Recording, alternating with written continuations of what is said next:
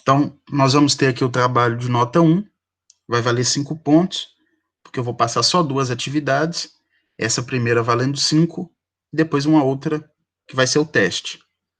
É um trabalho individual, não pode ter cópia, né, de texto integral da internet, cópia literal de livros, salvo as citações que vocês vão fazer, e de outros materiais de internet, né. Obrigatório o uso da doutrina e jurisprudência, até para poder trabalhar o caso concreto. E a entrega vai ser no dia 9, que é a semana que vem, entre 18h30 às 23h59, no AVA, numa aba que vai ser criada para a entrega da tarefa. Tá? O caso que eu trouxe aqui não tem na internet, não é caso da OAB, não é de concurso público, não é de cursinho, não é de nada. Então, assim, se for pesquisar para achar o caso, não vai achar. Vocês podem achar, claro, inúmeras ações possessórias, mas dentro desse caso aqui, com a quantidade de situações que eu coloquei, não tem, que eu quero justamente que analisem com base na disciplina, com base na matéria, tá? Então, a gente vai fazer uma leitura aqui e depois eu vou perguntar a vocês. Hoje vocês vão ter que falar um pouquinho aí, colaborar, tá? Não sou só eu que vou falar, não. Então, eu vou ler aqui, vou fazendo uma pausa quando necessário para vocês identificarem aí. Então, o que eu coloquei nesse caso aqui? Pedro invadiu o imóvel rural. O que a gente pode destacar aqui? O invadiu, que vai te indicar qual a ação possessória, daqui a pouco. Imóvel rural de Joaquim, em 20 de novembro de 2019. A data também ela é relevante. Se é imóvel rural ou se é imóvel urbano, para a gente não é relevante nesse momento, para esse tipo de ação. Na cidade de Araxá, Minas Gerais. Enquanto legítimo possuidor viajava a trabalho para outro estado do país por mais de 2 meses.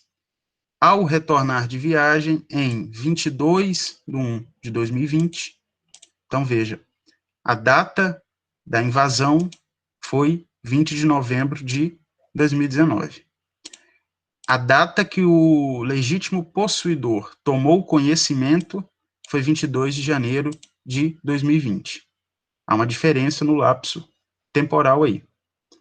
Joaquim tomou conhecimento da invasão, sendo impossibilitado de adentrar o imóvel. Tá? Essa impossibilidade também aqui ela é importante. Frisa-se que o referido bem foi adquirido por contrato de compra e venda pactuado no ano de 2000, tendo Joaquim desde então posse mansa, pacífica e sem oposição do bem. No período de posse injusta, já está te respondendo muita coisa aqui, que perdura até a presente data é a data de hoje, e vai ser naturalmente a data do dia 9 de setembro. Pedro praticou os seguintes atos. Aí aqui eu vou relacionar alguns atos que foram praticados por Pedro ou que ocorreram na vigência da posse injusta de Pedro. Aí nós temos aqui o primeiro. Reparos necessários e urgentes na parte hidráulica, totalizando um custo de R$ 4.000. Construção de uma estátua na entrada do imóvel, no valor médio de 15 mil. Ele colheu também uma plantação de soja que já estava pronta para colheita em 20/6 de 2020, nesse ano, tendo auferido uma média de R$ 35.000 e danificou o solo ao fazer a colheita da soja, totalizando R$ 20.000. E ainda aconteceu um temporal de granizo naquela localidade e houve a perda da plantação de tomate em 12 de dezembro de 2019, totalizando um prejuízo de R$ 40.000.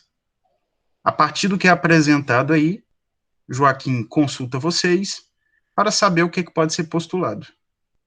Primeira coisa que tem que ser identificada é qual ação que ele vai poder fazer, o que ele vai poder pedir nessa ação, e quanto a esses itens da letra A, não é até a E, mas até os 40 mil aqui, o que Joaquim pode pedir ou o que ele não pode pedir. Aí entra em toda a nossa disciplina os efeitos da posse, principalmente quanto à boa-fé, à má-fé, e aí tem que analisar. Aqui existe situação a ser tratada quanto aos frutos, quanto à benfeitoria e quanto à responsabilidade civil, tá? Então, com base no que nós trabalhamos até a aula passada, e a aula passada foi só essa análise dos efeitos da posse, a gente vai tentar fazer a identificação aqui para depois vocês trabalharem efetivamente nesse caso. Tá? Vou deixar de um tamanho menor aqui para ver se dá para enxergar todo o caso aí. Desse tamanho consegue ver? Dá sim, Thiago. Dá? Então, tá, então agora eu quero que vocês vejam aí esse caso com bastante atenção, e aí eu vou fazendo algumas perguntas. Não vou perguntar tudo de uma vez, não. E vocês tentem ir identificando. A primeira coisa que está narrada aqui, e já tem ao final, propõe a medida cabível para além da retomada do imóvel. Ou seja, não basta a retomada. Mas a primeira pergunta que fica, como que Joaquim vai fazer a retomada do imóvel? Ele pode uma ação possessória ou ele pode uma reivindicatória nesse caso, dentro do que está narrado ali. Eu marquei em vermelho alguma coisa que ajuda a responder. O que vocês acham? Ele pode fazer as duas, ele só vai poder uma, dentro dessa situação concreta aí. Vocês podem falar ou escrever, tá? Pode dar uma lida de novo. O primeiro passo é vocês identificarem se há a existência de uma ação possessória ou de uma ação petitória, que seria uma ação reivindicatória, por exemplo, se caberia ou não. É a primeira identificação. Eu acredito que seja uma ação possessória, porque teve o esbulho, né? Ele invadiu o imóvel. Sim, mas vamos tentar aqui agora, então, excluir a reivindicatória. Por que não caberia uma reivindicatória? Ou caberia? O que vocês acham? Olha com atenção lá o primeiro parágrafo. Fala que é enquanto legítimo possuidor. E ele adquiriu esse imóvel de que maneira? Contrato de compra e venda pactuado em 2000. Tendo aí essa qualificação no imóvel aí. Posse mansa, pacífica, sem oposição do bem. Isso que está indicado foi suficiente para adquirir propriedade? A gente consegue visualizar a propriedade aqui no caso? De Joaquim?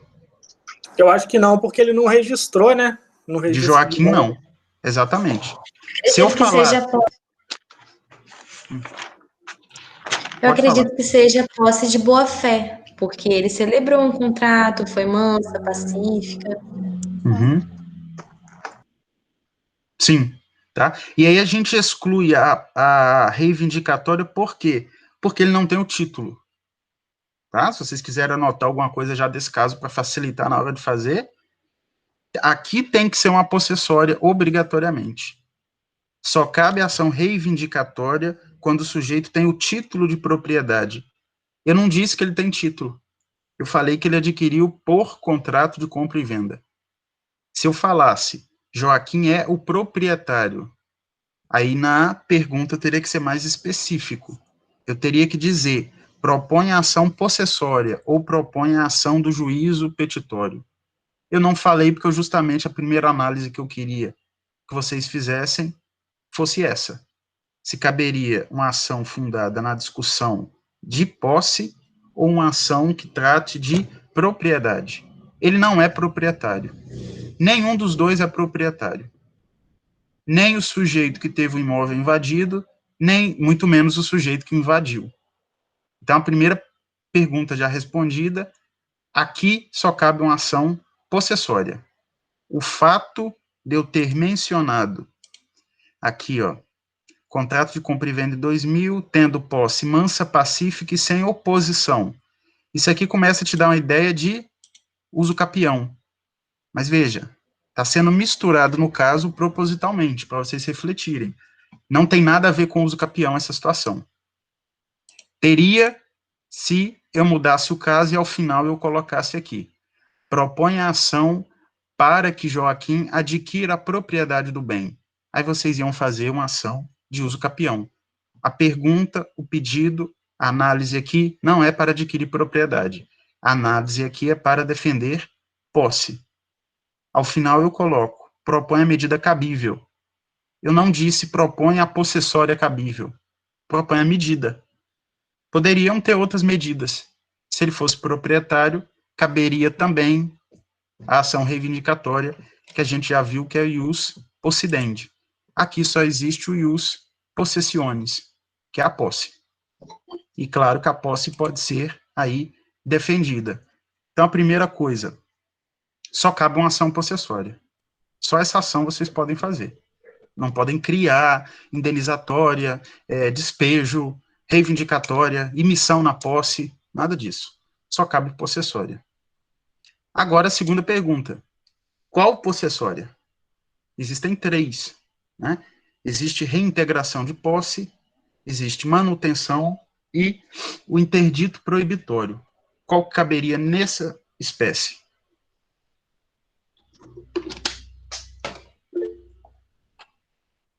Reintegração. Como que vocês identificam que é reintegração? O que está no texto ali que para vocês caracteriza a reintegração? O fato do imóvel ter sido invadido. Uhum. E aí, essa parte que também, impossibilitando de adentrar. É a ocorrência, como é que a gente chama isso no direito processual e direito civil? É esbulho ou é turbação? Houve o quê? Houve esbulho, né? A reintegração de posse cabe no caso de esbulho, a Juliana escreveu aqui, tá? Então, a reintegração é uma possessória que cabe o esbulho. Se houvesse turbação, que é o incômodo na posse, caberia a manutenção. E se houvesse ameaça, não é o caso, caberia o interdito proibitório, que é uma ação preventiva. A ação de manutenção e de reintegração são repressivas, né? Elas não são para prevenir nada, não. Elas são para já remediar o que já foi feito. Então, naturalmente, aqui, vocês têm que visualizar, têm que elaborar uma ação de reintegração de posse. Mas é só uma reintegração de posse? Não. Vocês não têm só a defesa da posse.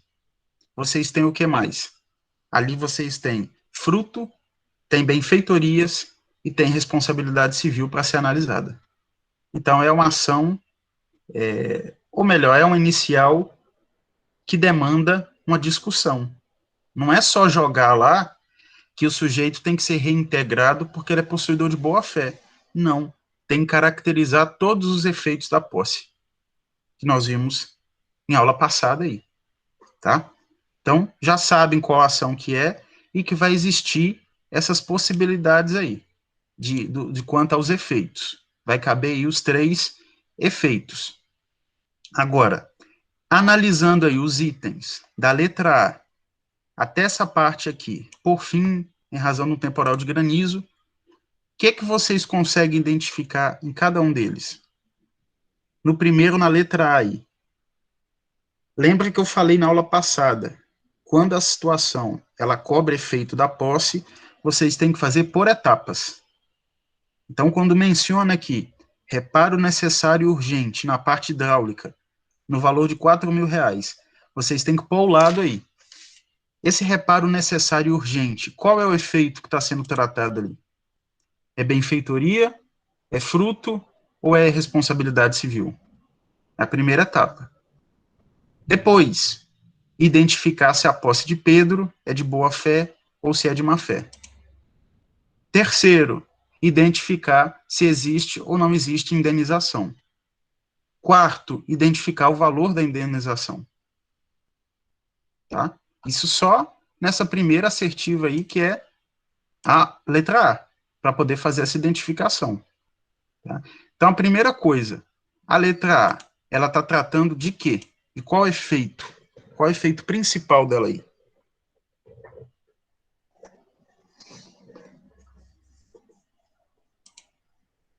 É uma benfeitoria necessária. Uhum. Tá certo. A benfeitoria é necessária. Aí vocês têm que pensar na segunda etapa. Existe boa-fé ou não? Do Pedro. Porque é ele que fez essa benfeitoria.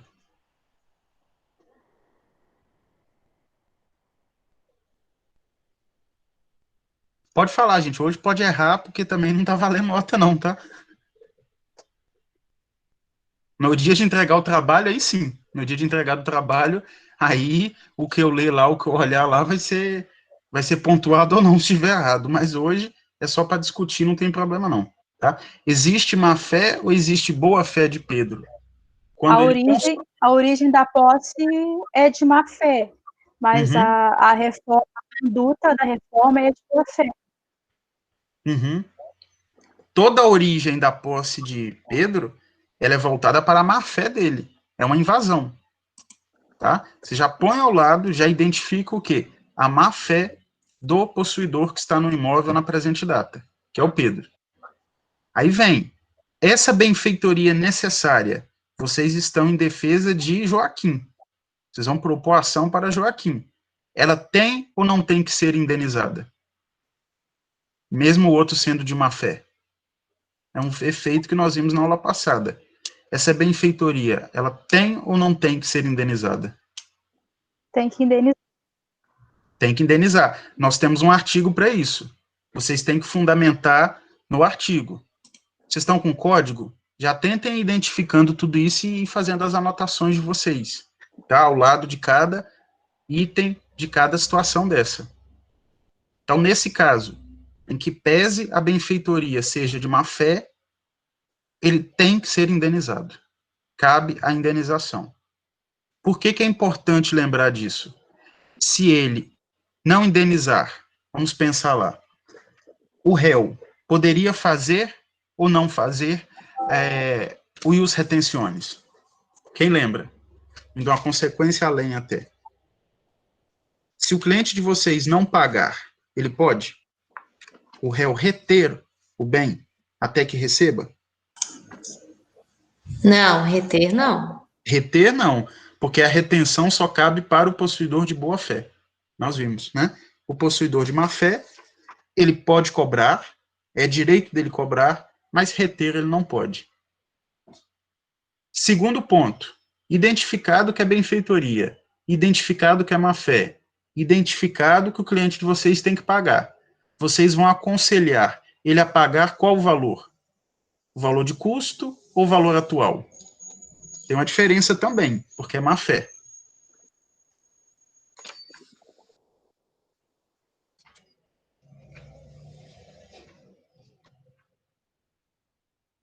Pode optar pelo valor atual do custo?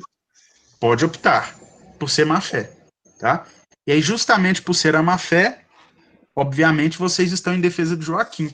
Vocês vão optar pelo valor de custo, tá? Que é o valor que já está aí no caso, R$ 4.000. Então, esse valor, ele já consta aí para vocês. Então, o primeiro caso, a letra A, você já responde dessa maneira. Artigo 1222, estou vendo aqui a Júlia falou, tá certo. Tá? O 1222 é o que vai tratar do efeito da posse quanto à benfeitoria do possuidor de má-fé. Então, na hora de fundamentar esse efeito, tem que ser mencionado o artigo e tem que explicar, né? Não é só o fato e depois copia o artigo, não. Vocês têm que explicar.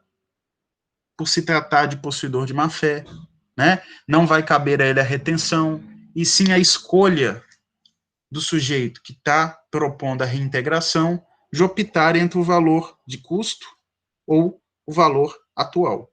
Então, essas disposições, essas implicações do que foi visto em aulas passadas, elas têm que ser colocadas dentro da ação, têm que ser explicadas. Tá? Então, vocês têm que deixar bem claro que é uma benfeitoria necessária, que apesar de ser necessária, ele vai indenizar, mas vai indenizar com o valor de custo. Tem essas observações vocês têm que colocar, tá? Entenderam essa letra A? Professor, a questão de ser valor de Uhum. custo ou valor atual é escolhida, no caso, por quem ajuiza a ação? Isso, por quem vai pagar, que no caso é Joaquim, tá? Ah, Joaquim. Quem uhum. quiser colocar que ele quer pagar o valor atual é a opção de vocês, mas eu não acho que está muito correto, né? Porque vocês têm que fazer em defesa dele, tá? Então, assim, tentem sempre propor a questão do pagamento quanto ao valor de custo, que são os R$ 4.000. Então, veja só na letra A tem todas essas observações para serem feitas aí, tá? Eu não vou colocar, não vou escrever aqui qual que é a resposta para cada uma dessas situações, porque senão eu vou dar o trabalho, mas eu já estou discutindo, tá? Aqui vocês já estão sabendo o que vão fazer, quem está acompanhando, quem está assistindo aí. Aí vocês estão efetivamente sabendo aí que vocês se recordam também da aula passada. Se quiser olhar o material da aula passada também, vocês podem pegar, ou até mesmo o Código Civil aí, tá? Então, essa letra A é o que vocês trabalharam aí, e é o artigo 1222. É o primeiro efeito ou a primeira situação a ser trabalhada nessa ação aqui, tá? Então, no caso da letra A, a gente vai ter o quê? A indenização. Vai ser dever indenizar, ainda que seja má-fé. A letra B, construção de uma estátua na entrada do imóvel no valor de R$ 15.000, tem que indenizar essa estátua? Vocês vão Não. falar alguma coisa dela?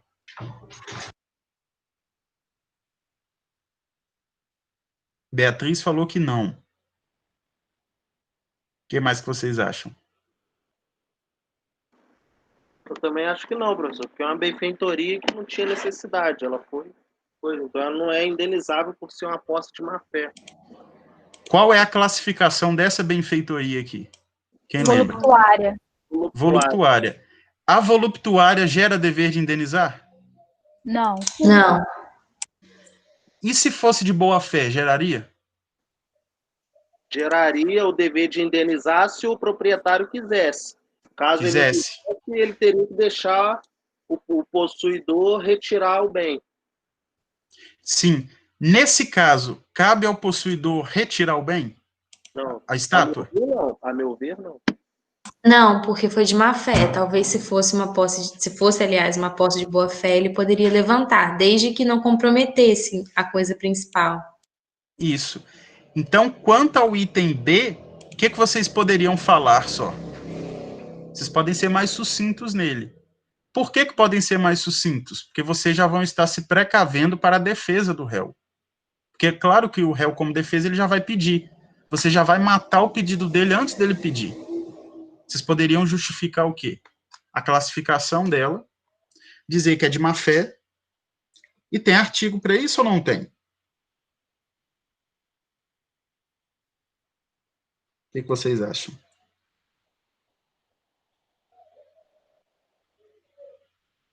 Vocês falaram 1222. Tem um outro. 1220. É o 1220 e o A 1220. Isso. 1220 e 1222 para vocês resolverem a questão das benfeitorias item A e B. Né? Tem que ser muito bem explicado, tá? Não basta copiar o artigo. Ou dizer, a posse é de má-fé, então ele indeniza porque é necessário. Não, eu quero que vocês escrevam com as palavras de vocês, tá? E aí, claro, se achar jurisprudência, vai pôr. E vai achar. Jurisprudência desse assunto vai achar inúmeras. De efeito, de benfeitoria, de fruto e as demais aí. Então, o item B não vai gerar aí esse direito de indenização. Além de não gerar o direito de indenização, não vai gerar também o direito de levantamento, que é o ius tolendi. Então, digamos assim, ele perdeu. Os 15 mil vai ficar em favor. Vai ficar em favor de Joaquim. Tá? Ele não pode cobrar nada. O item C é uma colheita de uma plantação de soja que estava pronta para a colheita. Ou seja, estava maduro o fruto. O fruto já poderia ser percebido em 20 de junho de 2020, tendo auferido R$ 35.000. essa plantação, ele tinha algum direito sobre ela? O Pedro? Vocês têm que identificar para saber se vai pedir ou se não vai pedir. Pedro tem direito quanto a esse fruto colhido? Não tem não, professor. Não tem. Tem um artigo aí para vocês também. Qual que é?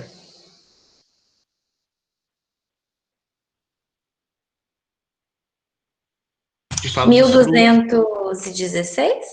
1216. Deixa eu abrir aqui.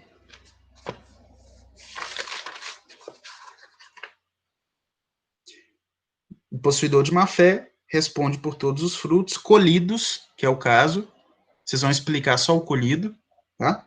E percebidos, bem como por culpa sua deixou de colher, não é o caso. Então, só a primeira parte. Desde o momento em que constituída a sua má-fé. Ele tem direito às despesas de produção e custeio, mas vocês não vão pedir em defesa deles essa despesa de produção e custeio. Por quê? A despesa de produção e custeio é o ônus da prova dele, não de vocês. Tá? Então, vocês não vão mencionar.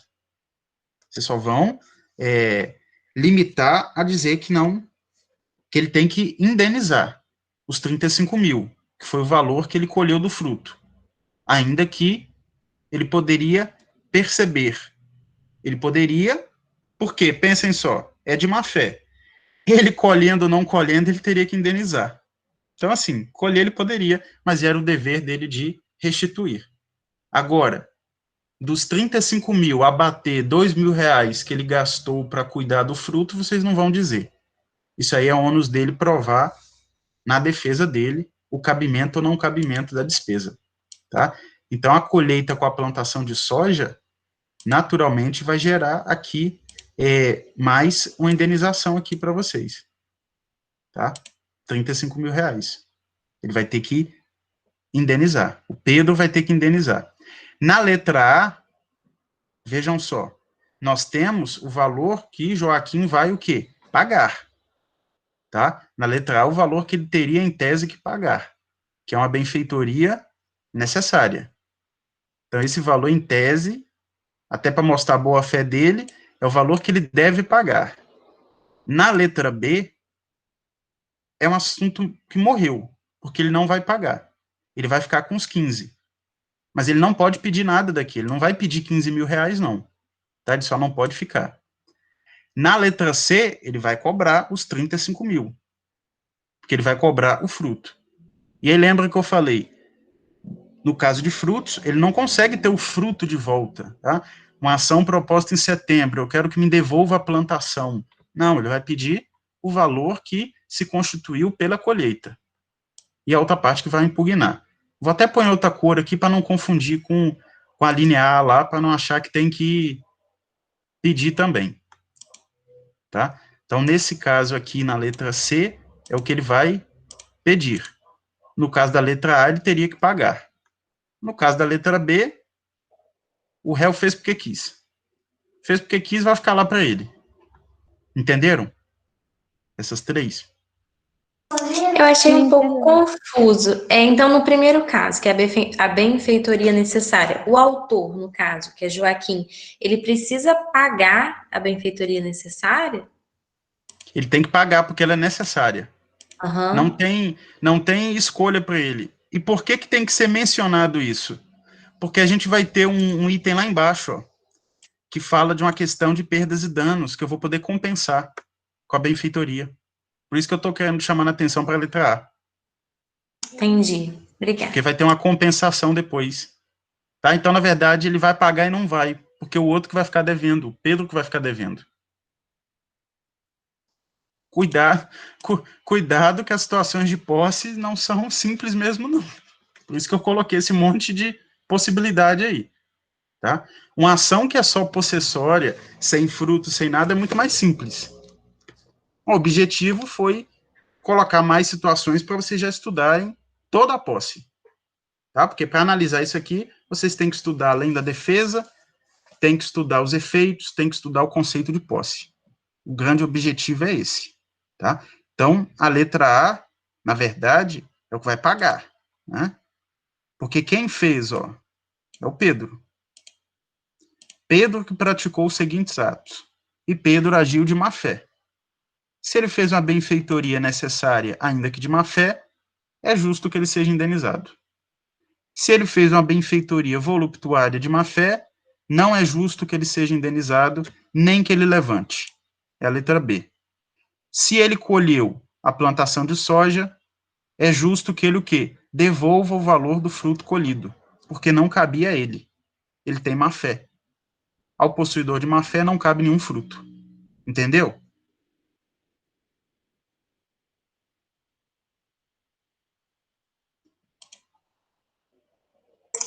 Sim. E a letra D, danificado o solo ao fazer a colheita da soja. Aí entra em qual efeito? Responsabilidade civil. Tem ou não tem que indenizar esse valor aí do solo? Pessoal, mas essa questão do solo, se o proprietário colhesse, ele também. Como assim? No caso, danificando o solo ao fazer a colheita da soja. Mas Uhum. essa questão, se o proprietário colhesse, também danificaria o solo, seria uma coisa de força maior. Não. Então, mas a gente tem que interpretar do jeito que está no caso. Uhum. Do jeito que está no caso, a gente não pode presumir. A gente não pode fazer presunção. Então, se a gente só lê assim, danificado o solo ao fazer colheita, eu não posso dizer que se eu tivesse colhido, eu como Joaquim teria danificado. A não ser que eu colocasse. E aí no item seguinte a gente tem isso, que é a chuva de granizo. É diferente. Na dúvida então, mas beleza, show. Tá? Não, sempre interpretem o caso dentro do que está contado nele. Nunca dê interpretação extensiva, porque se a gente der interpretação extensiva, vai ter quem defenda que sim, vai ter quem defenda que não.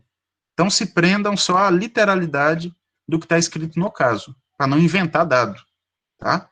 Então, se é má fé, e se ele causou aí essa destruição do solo, o Joaquim, vocês, no caso, vão cobrar ou não vão cobrar? Vocês vão cobrar. Sim. Por quê? Responsabilidade objetiva.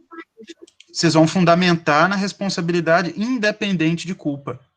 Tá? E aí, como o Renan falou, se quiser cogitar que o Joaquim também teria estragado o solo, aí é ônus da prova da outra parte. Ela que tem que provar. Tá? E ela, nesse simples exemplo aqui, ela não vai conseguir provar. Então, no item D, vocês têm que fundamentar na responsabilidade civil objetiva do possuidor de má-fé, que ele responde objetivamente, ou seja, tendo ou não tendo culpa, ele é obrigado ainda a indenizar, além dos 35 mil, com o valor do que ele danificou o solo, decorrente da responsabilidade objetiva. Tá? Nós temos artigo também para isso, né? Aí todos esses artigos vocês vão depois colocar aí e vão fazer para colaborar na fundamentação de vocês. E o item seguinte, em razão de um temporal de granizo, houve perda da plantação de tomate em 12/12/2019. Primeira coisa para não se perder, 12 de dezembro de 2019, bate com a posse dele, bate com a posse de má-fé dele, tá? Então, não resta dúvida que é má-fé. Se é má-fé, ele responde objetiva ou subjetivamente? Já sabem, já responderam que é objetiva. Porém, é uma chuva de granizo. Será que ele tem que indenizar a plantação de tomate? Não. Pode falar.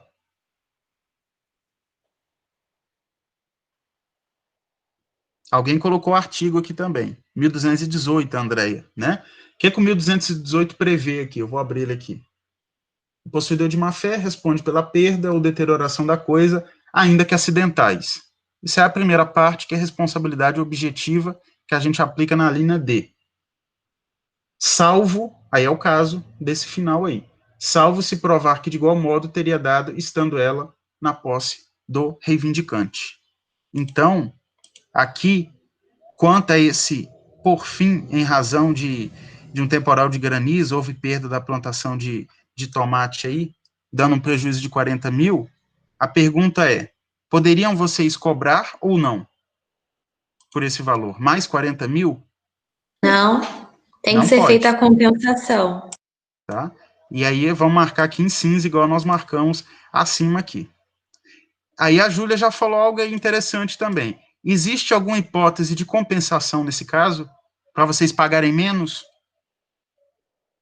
Ou não pagarem nada? Existe possibilidade de compensar alguma coisa aqui? Agora que vocês vão efetivamente defender o interesse do Joaquim. Porque em primeiro plano, nós vimos aí que vocês têm que pagar 4 mil reais. Mas vocês têm que pagar 4 mil. E ele tem que pagar alguma coisa? Tem. Professor, só uma dúvida. Então, com relação a essa chuva de granizo, que da plantação de tomate, não vai mencionar nada na petição, né? Na chuva de granizo, não tem necessidade. Entendi. Porque vocês não vão poder cobrar, também não precisaria colocar. Essa aqui não tem necessidade. A B da estátua é interessante que conte para já evitar que ele peça na contestação, para já te resguardar. Tá? Mas assim, se alguém quiser colocar, por ser uma petição acadêmica, pode, mas na prática a gente não colocaria não, tá? Então assim, no gabarito exatamente, a gente não vai pontuar isso aqui, digamos assim. A gente não colocaria pontuação na prova da OAB por isso aqui, não. Justamente coloque isso aqui para confundir, claro, né? E para que vocês façam análise. Se pega um desavisado e vem e pede os 40 mil, é lógico que está errado, vai errar tudo, vai errar valor da causa, vai errar o pedido, vai errar fundamento, tá? Então, o objetivo é para fazer identificação. E aí, a Júlia falou, vai existir uma compensação aqui ou não vai? E se existir, ela é em quê? Tem como eu compensar algo?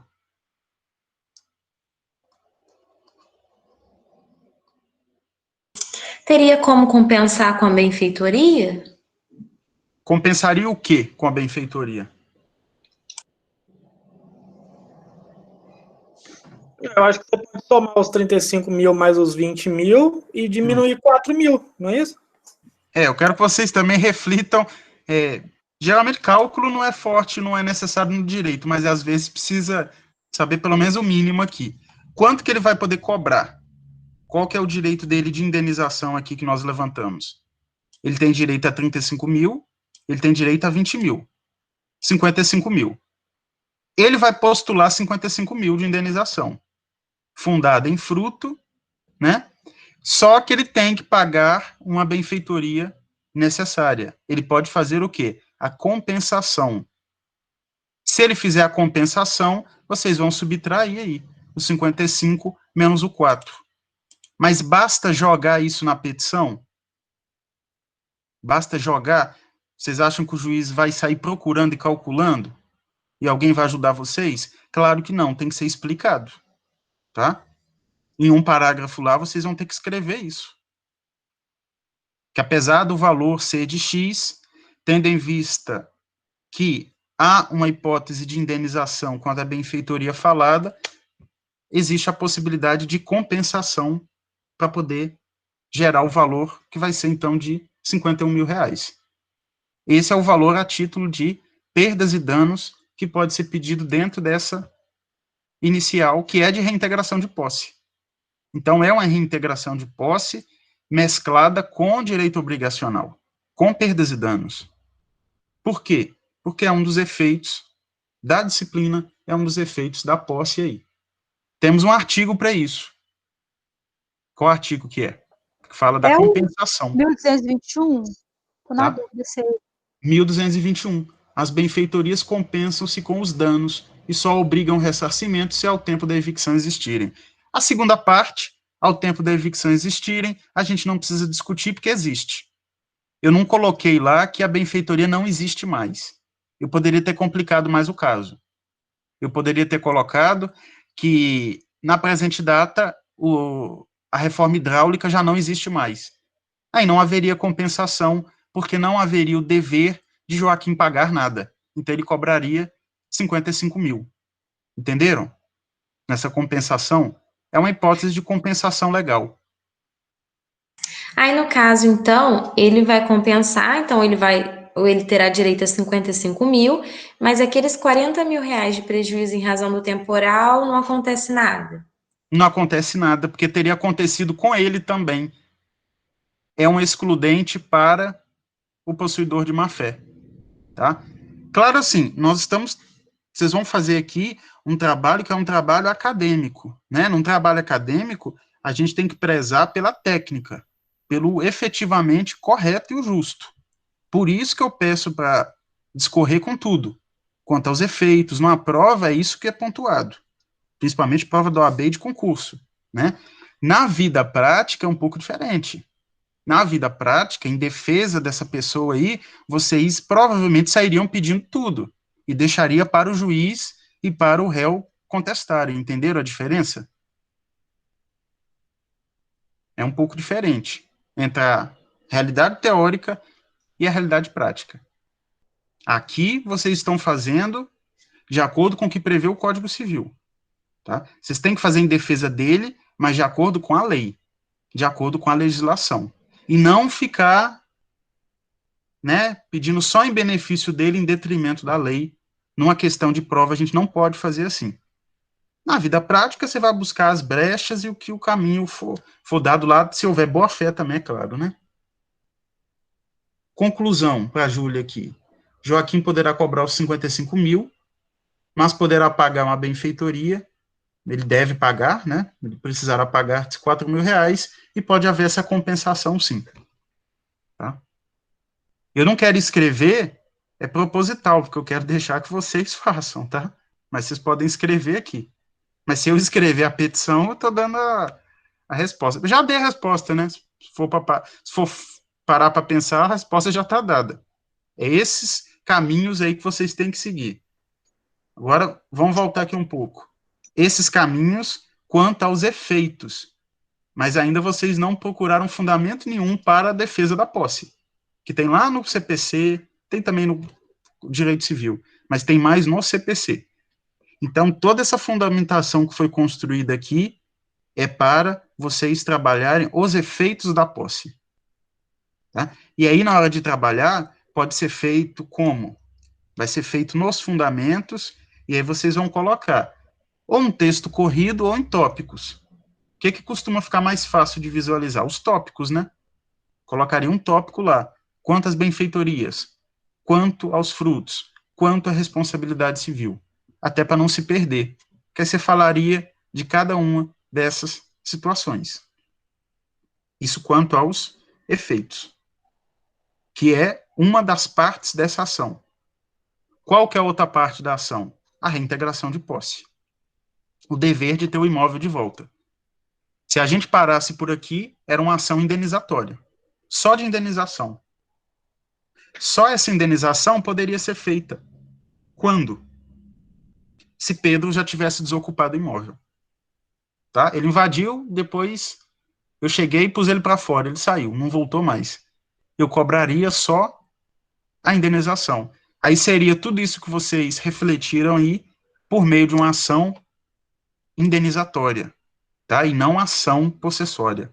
Muda a natureza jurídica da ação, naturalmente muda todos os pedidos aí. Correto? Nessa parte de efeitos, veja se vocês têm dúvida. Já é para revisar também todos esses efeitos que a posse pode gerar, tá? Veja se tem dúvida até aqui. Muito difícil ou não identificar? Não, dá para identificar, né? É muita coisa, mas dá para identificar, tá? E é muito importante que vocês conheçam esses efeitos.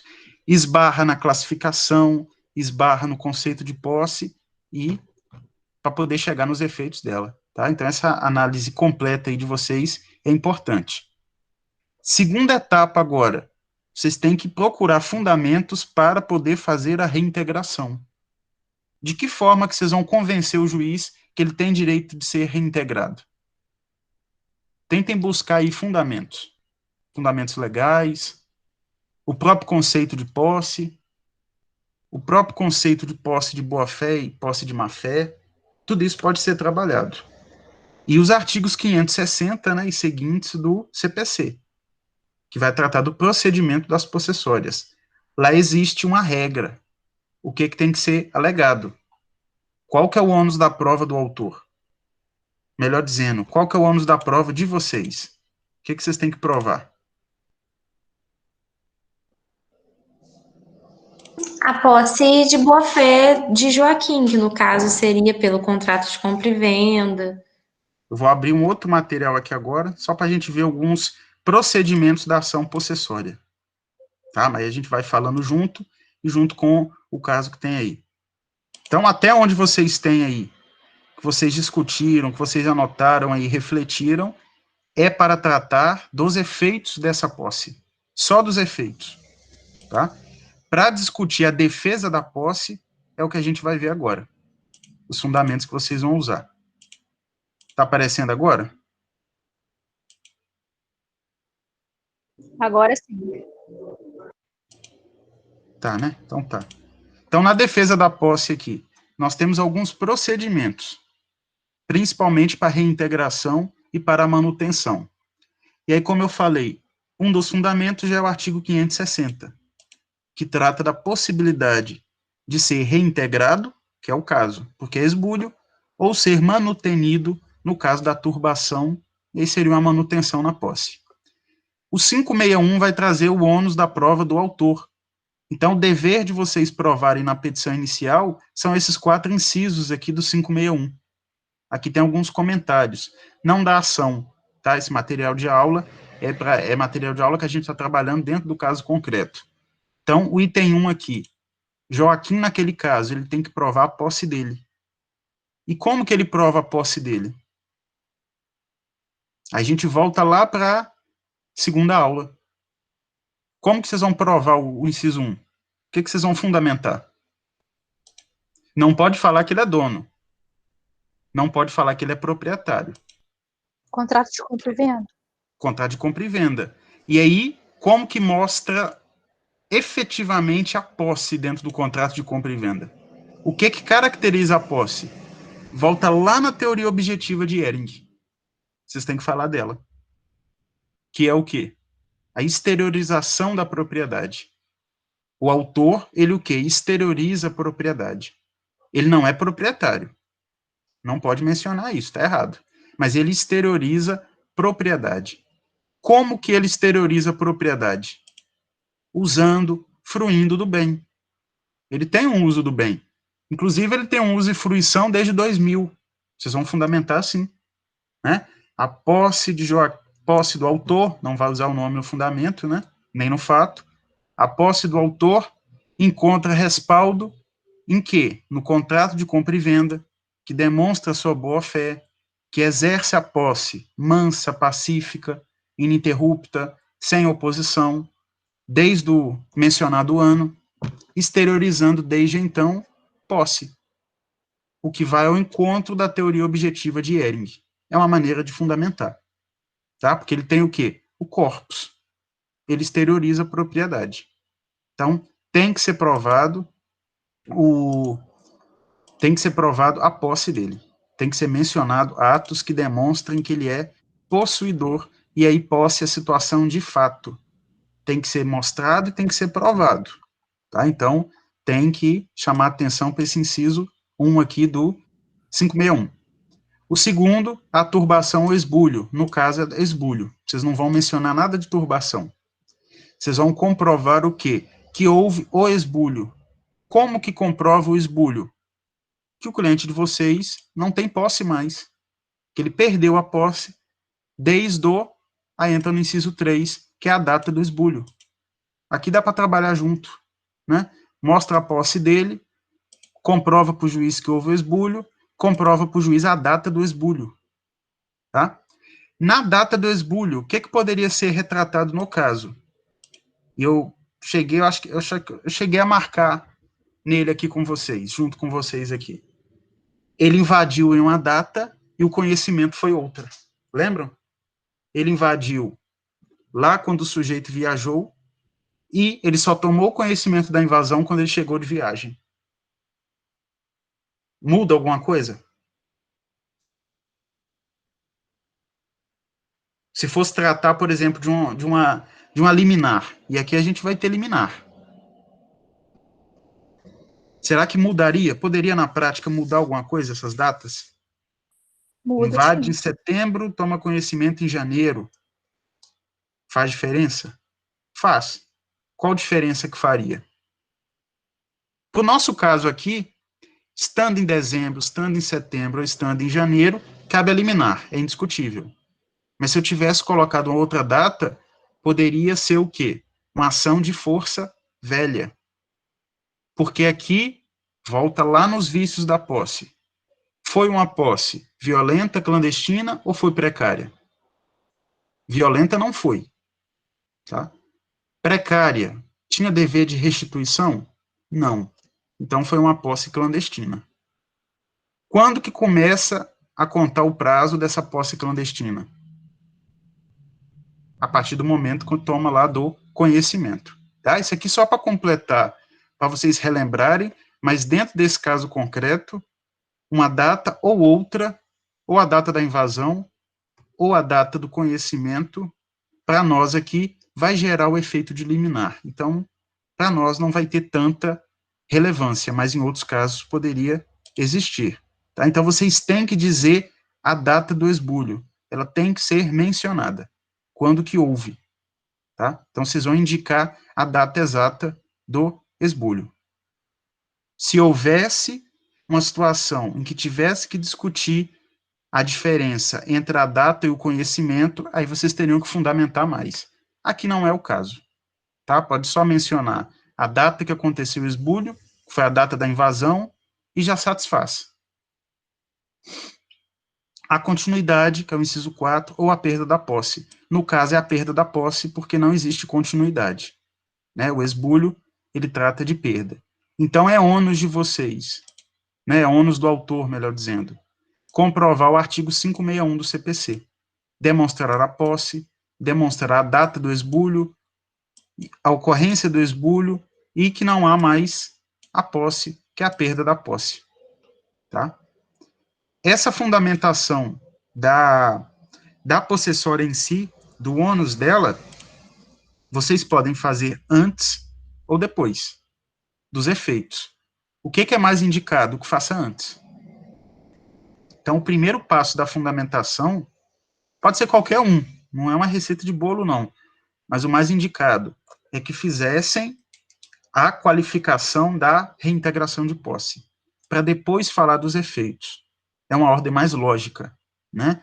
Primeiro eu vou discutir que eu tinha posse, que eu perdi a posse no dia X, que me cabe a reintegração, e depois eu vou dizer que além da reintegração, nesse caso me cabe isso, isso e isso, que é os frutos, que é a responsabilidade civil lá que nós vimos.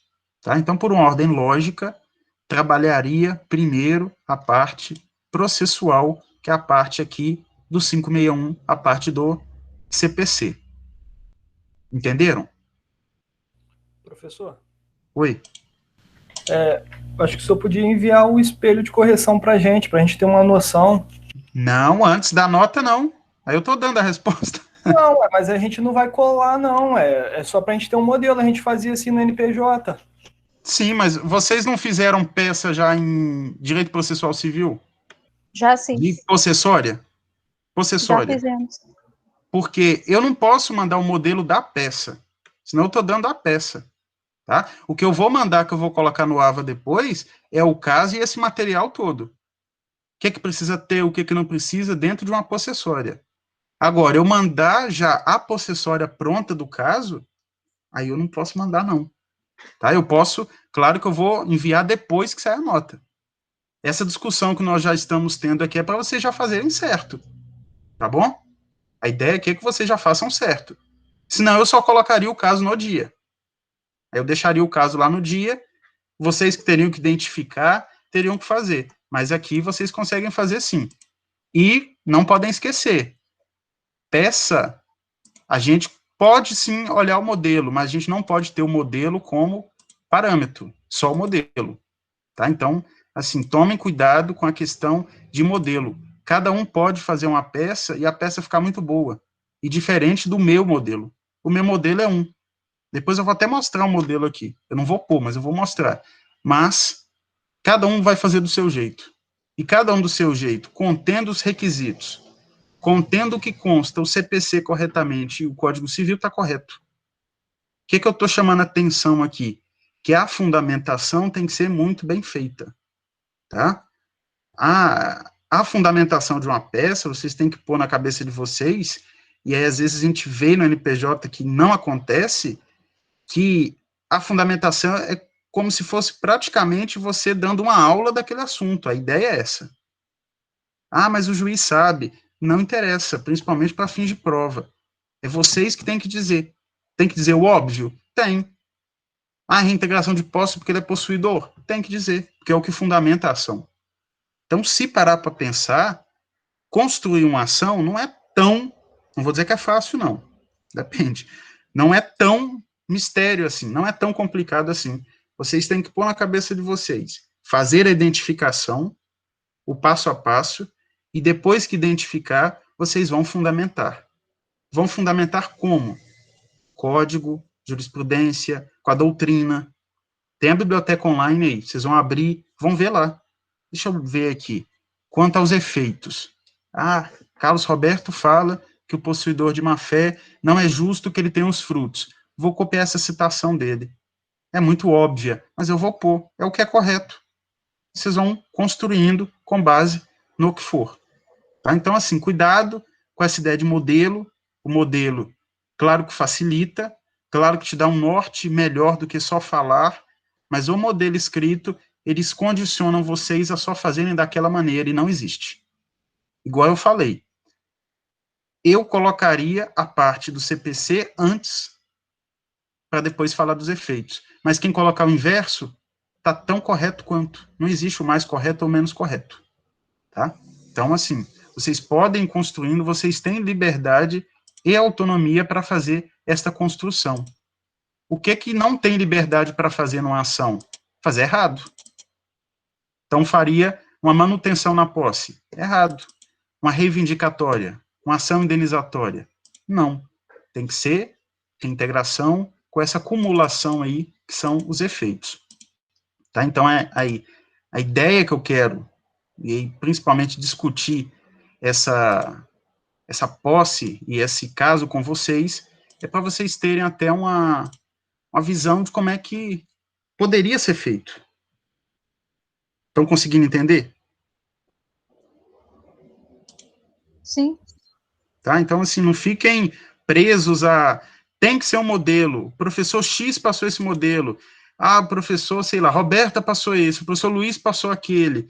Esse está melhor que o do outro. Não existe isso. Cada um vai ter uma maneira. Tá? Tanto os profissionais vão ter uma maneira, quanto vocês, que daqui a pouco vão ser profissionais. Então, não existe, não se prendam a essa ideia de que tem que ver o modelo. O que vocês têm que saber é o padrão do que fazer. O padrão do que fazer nós estamos discutindo. É o que tem que ter, é o que não tem que ter, o que é melhor colocar, o que é interessante para o seu cliente, o que não é. Agora, como vai distribuir isso na sua petição? Se vai colocar no meio, no final, aí é estilo. Né? Estilo, aí a gente não entra no mérito, digamos assim. Tá? Então, ainda que na petição inicial, o que toda petição inicial precisa ter? Independentemente de ser possessório ou não. Artigo 319. Tá? O 319 vai trazer os requisitos. É a primeira situação que tem que ver. Já sabem, né? Qualificação, endereço eletrônico, tudo isso é obrigatoriedade de ter. Todas as ações que vocês fizeram até hoje, no 9º período, vocês colocaram aqui, é a mesma coisa. E temos artigos específicos, que eu trabalhei agora há pouco com vocês. O 561, o 562, e tem o 555 também, que é o que regula o procedimento especial quando essa ação for uma ação de força nova. Por quê? Porque esse esbulho foi praticado há menos de 1 ano e 1 dia, então é uma ação de procedimento especial e não procedimento comum.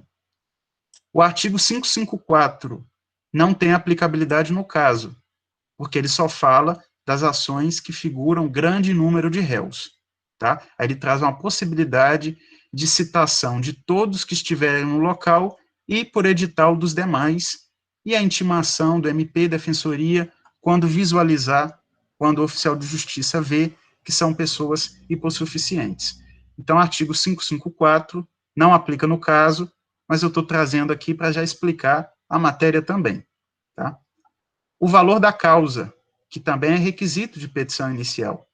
Cada petição tem que ter um valor da causa. No caso da possessória, nós usamos, por analogia, o da ação reivindicatória.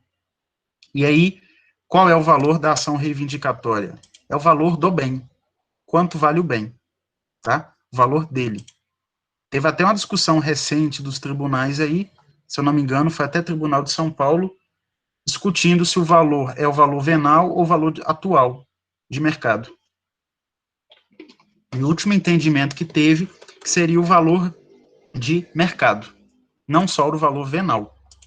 Claro, há um interesse do tribunal aí que é para recebimento de custas, né? O valor atual, em regra, é superior ao valor de mercado. Desculpa, o valor atual de mercado é superior ao valor venal, que consta lá no IPTU. Tá? Então, é só o valor da causa aí, o valor por analogia das ações possessórias. O caso concreto de vocês, ele tem o quê? Perdas e danos. E aí eu vou deixar na dúvida aqui para vocês qual que seria o valor da causa nessa situação. Tá? Vocês vão pesquisar depois e vão ver. Existem posicionamentos diferentes. Qual será que seria o valor?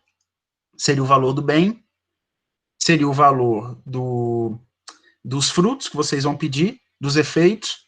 Ou seria o valor da soma dos dois? O bem mais os efeitos.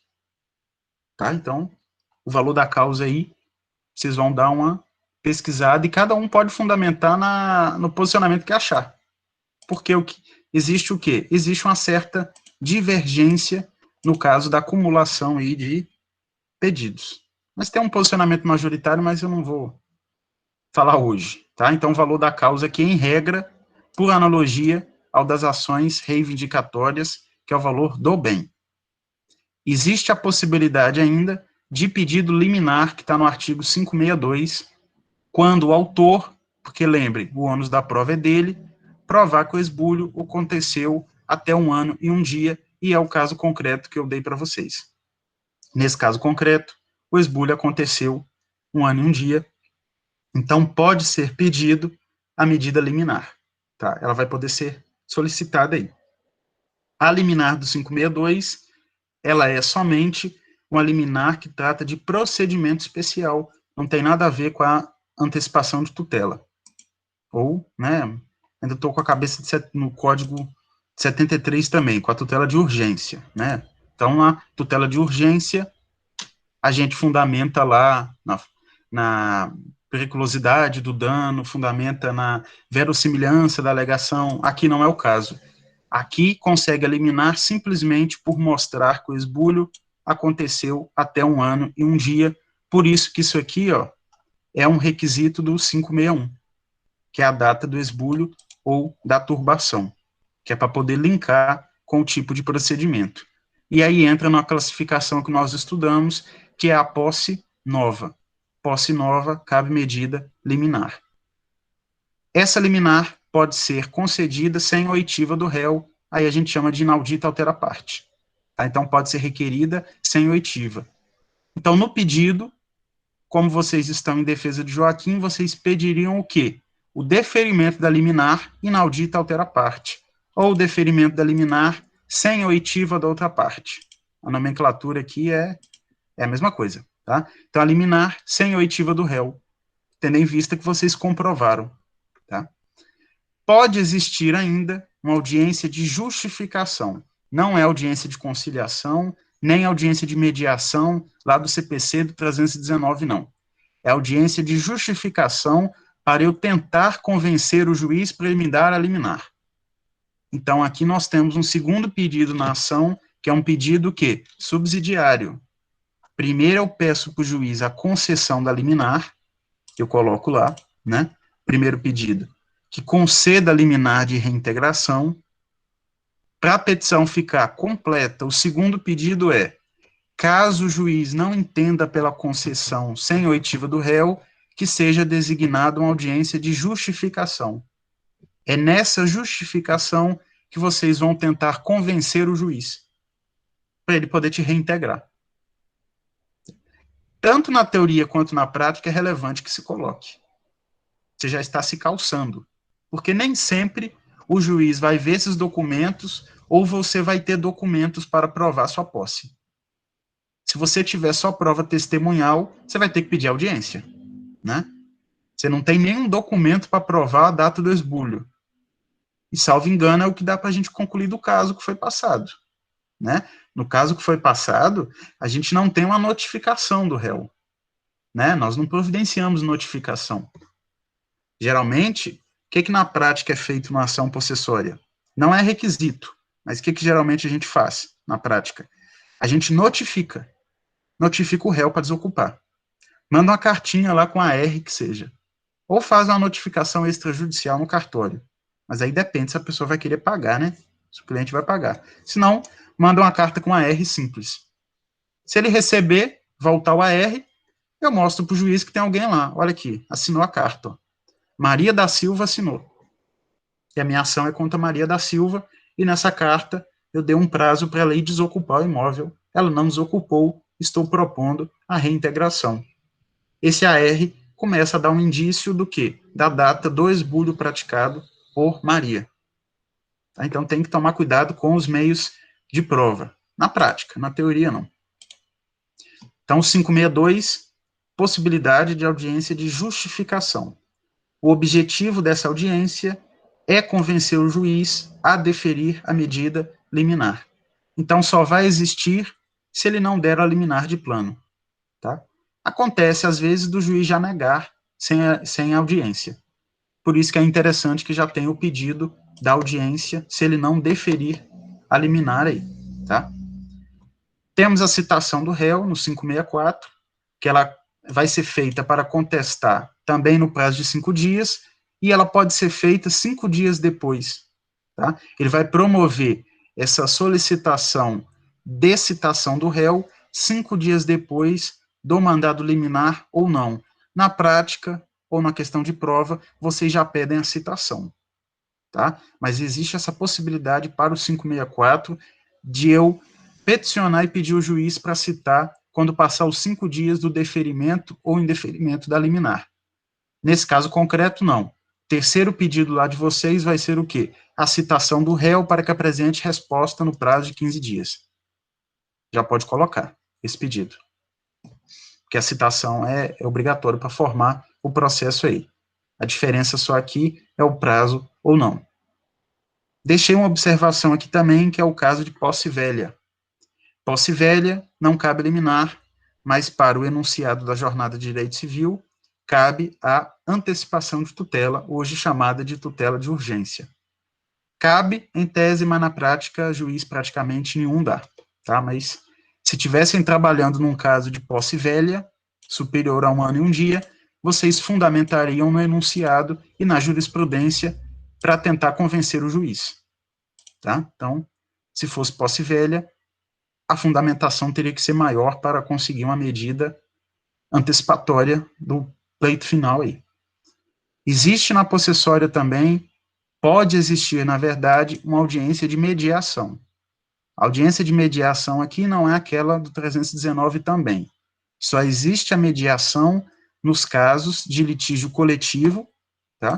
Então, quando houver o litígio coletivo, ou quando a liminar ela não for cumprida. Quando ela não for cumprida, não houver sua execução no prazo de 1 ano. São as possibilidades para caber a audiência de mediação. E, claro, no procedimento comum também, quando é uma ação de força velha. Né? Se a minha ação é superior, a discutir posse, de 3 anos já, eu vou cair no procedimento comum. Tá? Designação de audiência, depois a apresentação de contestação, réplica, etc., etc. Então, essa possibilidade aqui são em 3 casos. A mediação na possessória acontece quando for posse velha, que é procedimento comum, quando for litígio coletivo, ou quando a liminar for concedida e não for executada no prazo de 1 ano. E temos aí um parágrafo que também trata da possibilidade do juiz comparecer à área do litígio para fazer a inspeção in loco da situação, para ele verificar quem é o efetivo ou não possuidor, por exemplo, ou analisar as condições da posse. Uma possibilidade que também é teórica. Na prática, a gente não vê juiz saindo de gabinete e indo olhar litígio de posse. Pode existir, claro, principalmente em lugares mais rurais, aí a gente vê mais, mas em centros urbanos aí, dificilmente a gente tem, tá? Tirar o juiz do seu gabinete para ir lá no meio da posse, para ver a situação, difícil. Está na lei, mas é uma possibilidade, na prática a gente esbarra em outras situações que você já sabe, né? E tem a terceira ação, que é um interdito proibitório, é a ação de menor importância, porque é uma ação preventiva, tá? E nela o juiz ele faz a fixação de uma multa no caso de transgredir o preceito, ou seja, causar uma turbação ou causar um esbulho. Então, esses são os procedimentos dessas 3 ações. De característica, eu vou só mencionar aqui, porque vocês viram em processo civil, se tiver dúvida, vocês me falem. Mas vamos só relembrar alguma coisa. Existe o princípio da fungibilidade, tá? Em linhas gerais, se eu entro com a reintegração e o correto seria a manutenção, o juiz não vai extinguir o processo. Não vai mandar eu emendar a inicial. Ele vai conhecer da manutenção dentro de uma reintegração. Ele pode fazer isso. Tá? Isso pode acontecer de 2 maneiras. Pode ser porque eu entrei com a ação errada, acontece, tá? Vamos imaginar, não estudou lá direitos reais direito, né? Não estudou. Aí o aluno formou, foi fazer a primeira possessória dele. Tinha que fazer reintegração, ele fez manutenção na posse. Ele fundamentou tudo no esbulho e colocou o nome da ação de manutenção. Ou fundamentou tudo na turbação e propôs uma ação fundada na reintegração. O juiz vai fazer o quê? É um erro sanável. Eu vou aqui deferir a liminar de manutenção dentro da ação de reintegração. É o princípio da fungibilidade. Em outras ações isso não cabe, né? Uma ação de dano moral, que eu quero pedir dano material e não comprove, eu não vou chamar os danos de forma errada. Não existe fungibilidade. Na possessória existe. Ou por esse erro, pode ser um erro material, um erro de desconhecimento, mas esse erro, claro que a gente sempre tem que evitar fazer, né? Porque foge à técnica do que deveria ser feito. Ou, o segundo caso mais comum, que é quando a situação se modifica no andar do processo. Eu propus hoje uma reintegração. O caso que vocês têm aí para o trabalho, vocês vão propor uma reintegração. Supondo que, ao propor a reintegração, 3 dias depois, o réu abandona a casa lá, vai embora. Então, não é mais reintegração. Tá? Poderia ser, vamos imaginar, uma manutenção. Se ele estiver te ameaçando, poderia ser um interdito. Mas você não precisa extinguir a ação e entrar com outra, não. O juiz pode conhecer pelo princípio da fungibilidade. Acumulação de pedidos, que é o que vocês têm no trabalho de vocês, que é o artigo 555, que são essas possibilidades de acumular perdas e danos, indenizações, multa, tudo isso pode ser pedido. Tá? Vocês podem colocar multa diária para o deferimento da liminar, se o réu descumprir, tudo isso pode ser mencionado. Caráter dúplice das ações, ou seja, o juiz pode dar a proteção possessória para o réu e não para o autor. Vocês vão pedir a reintegração para Joaquim. Se chega ao final do processo e o juiz visualiza lá, peraí, a posse de Joaquim não é melhor. Quem tem melhor posse aqui é Pedro. O que o juiz faz? Concedo a manutenção na posse em favor de Pedro. A ação tem um caráter dúplice. Um pede e o outro que ganha. Isso pode acontecer. Sem ter que haver reconvenção. O que é diferente do procedimento comum lá, das ações corriqueiras, que a gente sabe que não existe o caráter dúplice das ações, não. 4, enquanto pendente a ação possessória, o autor e réu não pode ajuizar ação petitória para obter direito da posse. Traduzindo, enquanto tramitar essa reintegração de posse, Joaquim não pode entrar com ação reivindicatória, para evitar confusão ou até decisões conflitantes, uma discutindo propriedade e outra discutindo posse. Mas ambas vão trazer efeitos para a posse. Então, enquanto pendente essa ação, enquanto não transita em julgado, ele não pode discutir por uma petitória. Descabimento da exceptio domini, que é o descabimento da alegação de propriedade, que no caso do trabalho de vocês, não há como alegar, tá? Não há como alegar exceptio domini. Por quê? Porque Joaquim não é dono. Se ele fosse dono, também não caberia. Mas tem ação possessória que o autor fica o quê? Dizendo que tem posse porque é dono. O que nós vimos na matéria, ao longo da matéria? Está errado. Posse não se confunde com propriedade. Por isso que há o descabimento da exceção de domínio. Ação que discute domínio, ação que discute propriedade, é ação petitória, ação reivindicatória. A posse não se confunde com a ação reivindicatória, é isso que a gente traz com o descabimento da exceptio domini, ou descabimento da alegação de domínio, que é a alegação de propriedade. E temos, com o novo CPC, uma possibilidade de exigência de caução. O réu da ação, ele pode o quê? Exigir que o autor preste uma caução no caso de deferimento da medida liminar. Quando ele convencer o juiz que aquele cumprimento da liminar pode trazer prejuízos futuros para ele.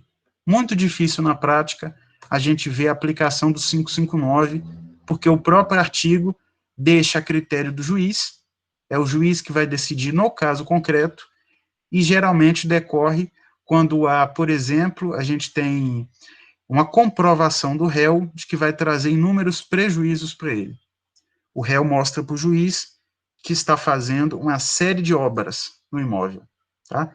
É um grande espaço de terra e está sendo construído um shopping center. Eu vou lá e proponho a reintegração de posse. O juiz vai lá e concede a liminar.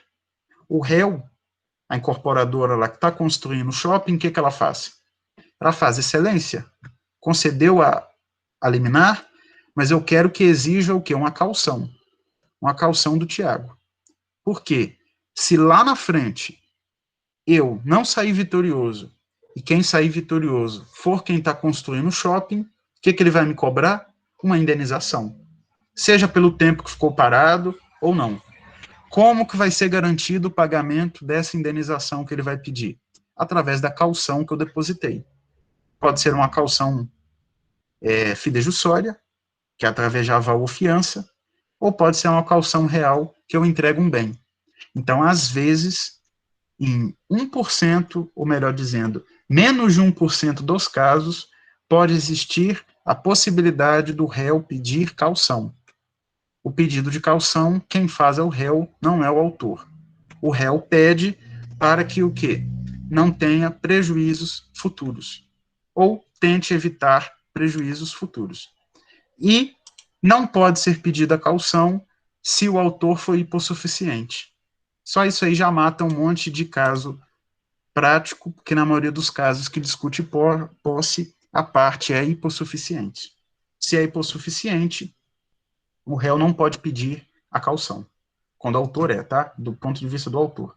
Se o autor é hipossuficiente, o juiz não pode exigir caução dele. Senão o juiz está fazendo o quê? Uma afastabilidade do poder judiciário. E a gente sabe que o poder judiciário é inafastável. Eu não posso condicionar pagamento, né?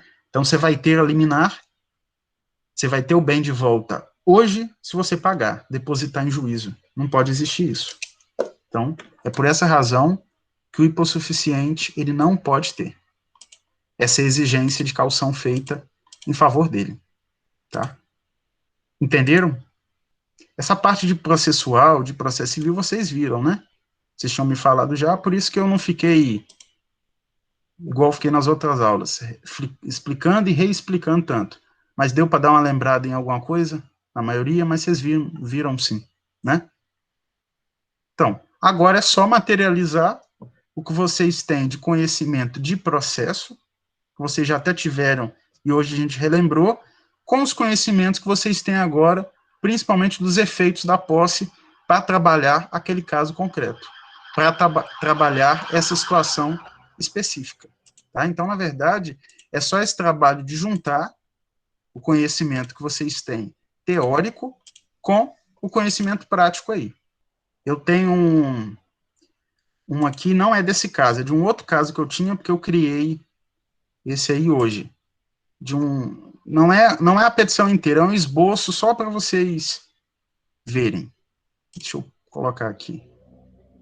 Aqui é só um esboço, era uma outra ação reivindicatória, ação de reintegração também, e aí a gente tinha lá o endereçamento ele é pautado no artigo 47 do CPC, porque é o domicílio do bem, então tem que ser onde o imóvel está localizado, naquele caso ele era um imóvel em Curitiba, então tem que ser lá, né? No caso de vocês, o imóvel é em Araxá, então a ação tem que tramitar na Vara Civil de Araxá, Minas Gerais. A qualificação da parte autora, a qualificação da parte ré, aqui no caso eram 2 réus, de acordo com o quê? Com o artigo 319. A ação tem fundamento no artigo do CPC, o fundamento da ação é sempre processual e não material. O nome da ação não é requisito, mas a gente indica de forma mais precisa possível. Aqui era a ação de reintegração com pedido liminar. A de vocês pode ser a ação de reintegração de posse, cumulada com perdas e danos, com pedido liminar, ou cumulada com indenização, com pedido liminar, ou de outra maneira que vocês quiserem, tá? Como eu falei, não tem o mais certo e o mais errado, não. Então, é uma reintegração com pedido de danos, com pedido liminar, decorrente de tudo isso que nós vimos hoje, dessas consequências. Os fatos e narração ordem cronológica da história e do que é relevante. Gratuidade de justiça, quem for pedir, vai pedir antes dos fatos, quem for colocar. O caso não está dizendo se ele é por suficiente ou não, então fica a critério. Tá? Tem um valor alto de dano a ser pedido, né? Então, assim, não posso concluir dessa maneira, mas 60% ali, talvez não pediria gratuidade. A pessoa está cobrando 40 mil, um imóvel de 800 mil que é gratuidade, então, assim, tem que ver. Mas uma questão de prova de trabalho fica facultativo aí. Fazer pedido de gratuidade ou de recolhimento de custas. Os fundamentos, né? Fundamento aqui nessa eu deixei competência, deixei demonstrar os artigos do CPC e o 1210 do Código Civil e, obviamente, o 561. Essa reintegração que eu tinha aqui não tinha efeito de perdas e danos, não tinha benfeitoria. Então, os fundamentos eram menores. Nessa de vocês, há todos aqueles fundamentos. E aí vocês podem dividir esses fundamentos, tá? Se quiserem dividir, por exemplo, vocês poderiam colocar aí a reintegração, para tratar só dos artigos que falam da reintegração de posse. Depois um outro tópico, aí vocês fundamentariam tudo, né? Só na reintegração. Depois vocês colocariam dos efeitos da posse, aí trataria dos efeitos, tá? Qual que é o primeiro efeito? Benfeitorias. No caso tem, vocês vão mencionar aquela situação da benfeitoria. Tem frutos. E tem o que mais? Responsabilidade civil. Vocês separariam, e aí dentro de cada tópico desse, trabalharia a situação concreta, e aí inseririam julgado, inseririam artigo da lei. Artigo de lei não é para copiar, tá? A gente não copia. Então, assim, vou sair copiando lá o 1222, não. Vocês vão explicar o 1222 e indicar ele. Então, de acordo com o artigo 1222, cabe a compensação, ou cabe, no caso 1222, o pagamento, né? De acordo com o artigo 1222, cabe o pagamento do valor de custo, por ser possuidor de má-fé. Você não está copiando o artigo, você está explicando a sua maneira aí, tá? Um item seguinte que vai ter que ter é a medida liminar. Mas aí, como eu falei, a liminar pode ser pedida aqui, pode ser pedida antes. Tem gente que coloca a liminar aqui, antes do fato. Tá? Então, quem coloca aqui não está errado. Tem gente que coloca no meio, não está errado. Eu não gosto, mas não está errado. Entre o fato e o fundamento.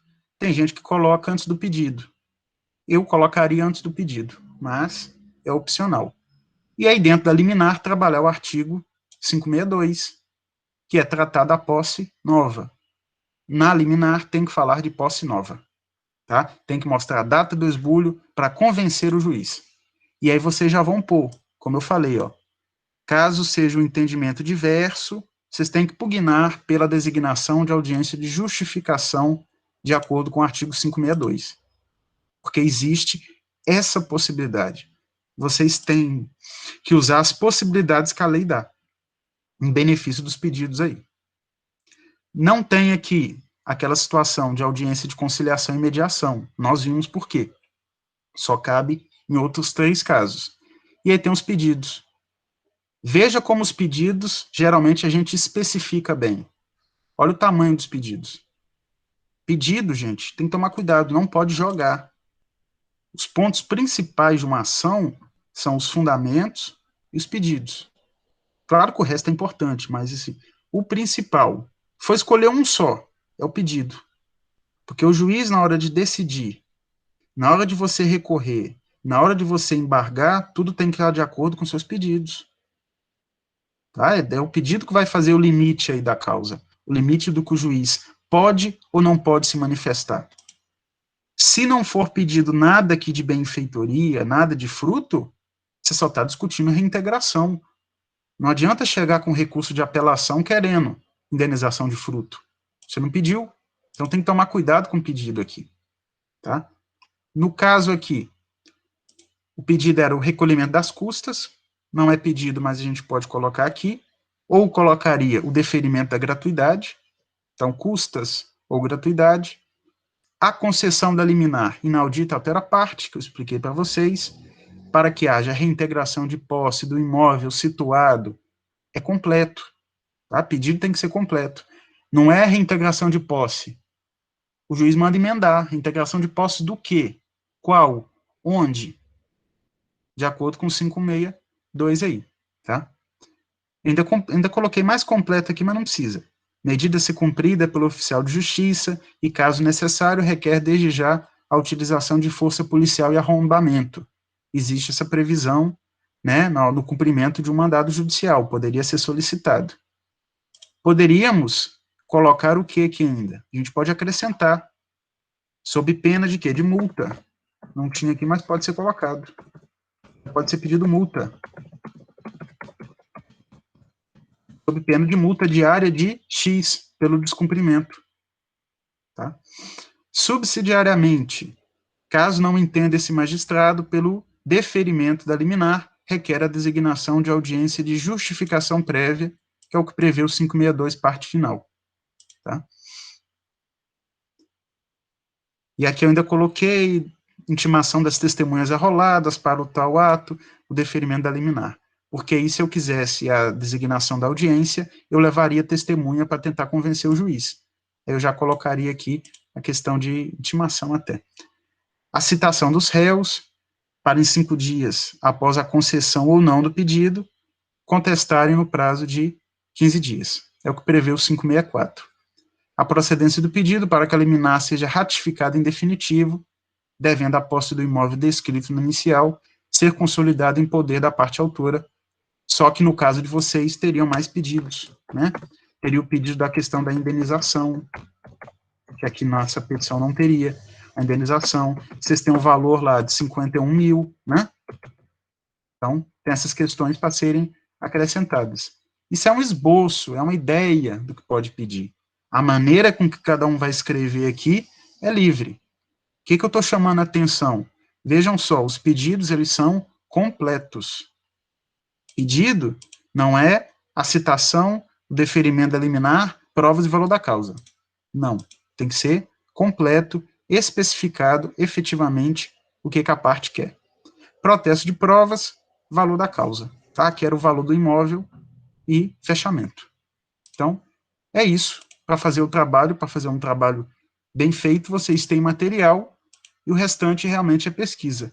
A resposta praticamente do caso, vocês construíram aqui hoje durante a aula. O que pode, o que não pode, para onde que vai, se cumula pedido, se tem, se não tem liminar, por que tem, por que é reintegração, o que é o esbulho, tudo isso foi revisto.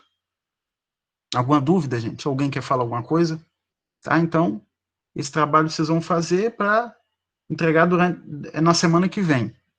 Tá? Eu já estou passando antes, que você já pode adiantar. Depois eu vou colocar no AVA o material e vou colocar o caso também. Mas o dia, efetivamente, de entregar o trabalho e fazê-lo seria o dia da aula da semana que vem. Mas como eu trabalhei junto aqui com a matéria, vocês já estão adiantando para poder já fazer isso antes do prazo, para não deixar para o último minuto, tá? Mas semana que vem, a gente só tem a questão da entrega do trabalho. Não pode ter aula, não pode ter nada no dia, tá? Então, semana que vem, vai ter aberto lá a tarefa, vocês vão fazer a entrega desse documento, que é dessa petição feita, tá? Alguma dúvida? Ou da matéria, ou do caso, se tiver, já tira hoje. Conseguiram entender? Então tá, então, por hoje é só isso, tá? Aí vocês façam depois a pesquisa de vocês, façam não preocupem com exatamente tem que ter isso ou tem que ter aquilo. O que o trabalho tem que ter são os comentários aí que nós falamos, tá? Trabalhar até ficar pronto, tá? E realmente, para trabalhar até ficar pronto, vai dar um pouquinho de trabalho, porque tem que fundamentar, né? Então, por isso que eu estou até passando antes também. Então, vão fazendo, vão construindo o documento de vocês o mais bem feito possível. Não é com perfeição, porque não existe, tá? Nem o de vocês, muito menos o meu, o de ninguém vai ser uma petição perfeita. Isso não existe, não. Cada um vai fazer a seu modo e pode ficar muito bem feito o modo que cada um faça. Desde que se empenhe para isso e coloque aí o que é necessário. O que é necessário, vocês têm na aula, foi falado, tem no material, e vão encontrar com a pesquisa, tá? Então, por hoje, nós ficamos aí com essa questão da defesa da posse e esse trabalho já para vocês irem adiantando, tá bom? Então, boa noite a todos. Se não tiver mais dúvida, por hoje é só.